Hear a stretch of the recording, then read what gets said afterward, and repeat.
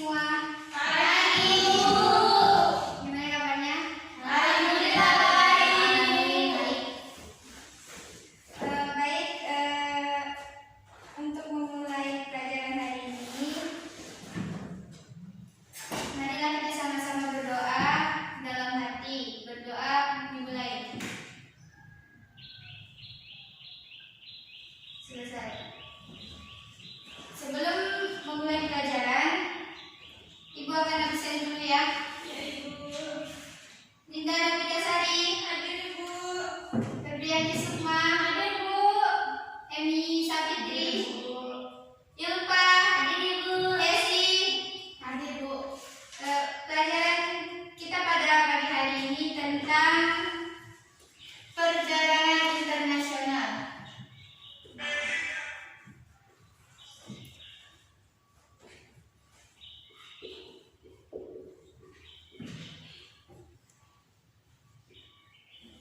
Di mana kita akan membahas 4 hal di sini. Yang pertama itu pengertian.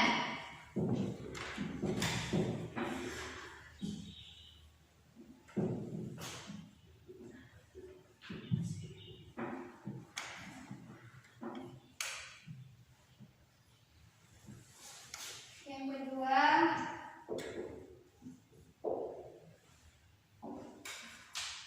teori yang mendasar.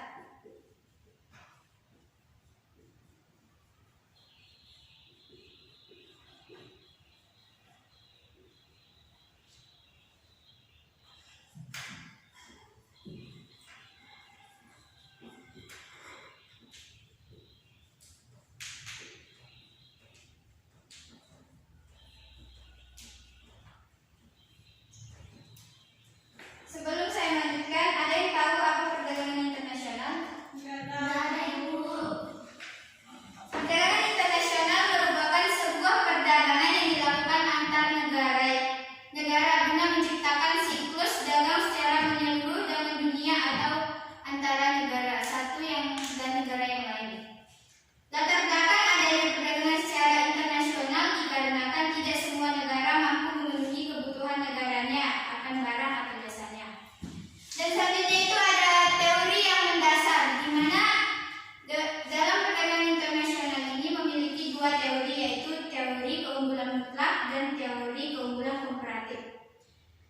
Teori keunggulan mutlak itu sendiri dijelaskan bahwa perdagangan secara internasional akan memberikan keuntungan pada suatu negara dengan syarat negara yang melakukan produksi menetapkan harga lebih rendah dibandingkan dengan harga yang telah ditetapkan di negara lain.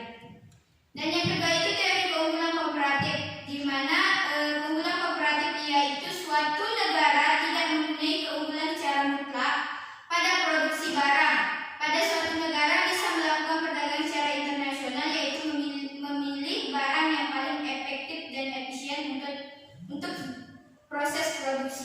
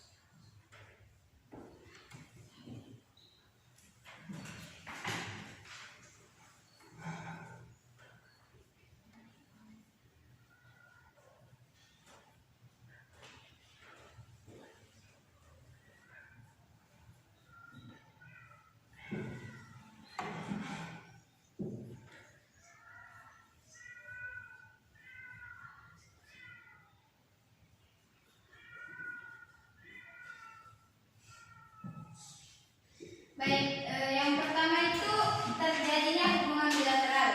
Di mana hubungan bilateral yaitu hubungan yang dilakukan antara dua negara, tentunya saling menguntungkan dalam melakukan perdagangan internasional.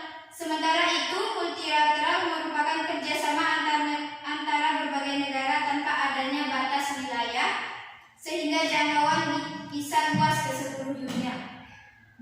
Intinya di sini kalau bilateral itu saling menguntungkan dalam melakukan perdagangan internasional, dan kalau multilateral itu kayak perdagangan yang mencakupi seluruh negara. Nah, kalau saling bantu secara cepat ini maksudnya misalkan di negara yang satu tidak memiliki sumber daya alam, nah di negara lain memiliki, berarti mereka melakukan yang namanya perdagangan internasional, saling menguntungkan secara cepat. Yang ketiga itu meningkatkan kesejahteraan suatu negara, di mana maksudnya di sini dengan adanya ekspor impor yang dilakukan antara negara sebagai bentuk perdagangan, maka suatu negara bisa mendapatkan keuntungan dan masyarakat pun merasakan efek dari perdagangan secara internasional tersebut. Dan yang keempat itu keuntungan internal dan eksternal, di mana maksudnya di sini jika suatu negara melakukan impor ke luar negeri, maka mereka mendapatkan keuntungan, yaitu mendapatkan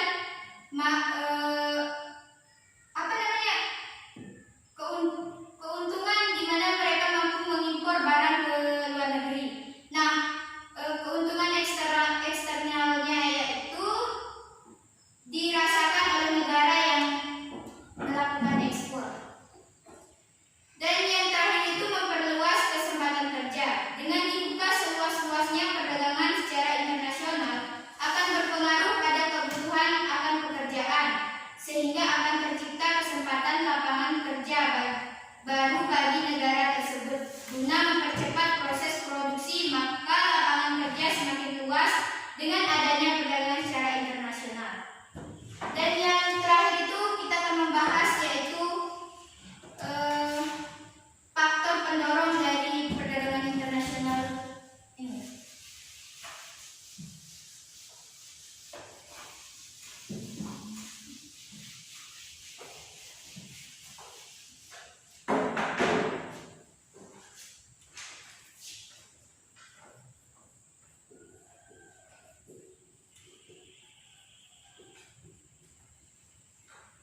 Baik, mari kita lanjutkan materi yang selanjutnya, itu faktor pendorong dari perdagangan internasional, di mana faktor pendorong ini ada lima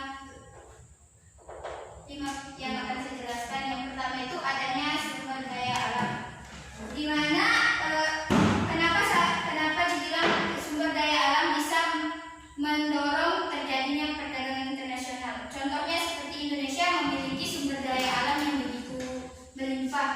Jadi negara yang lain pasti ingin untuk melakukan ekspor impor agar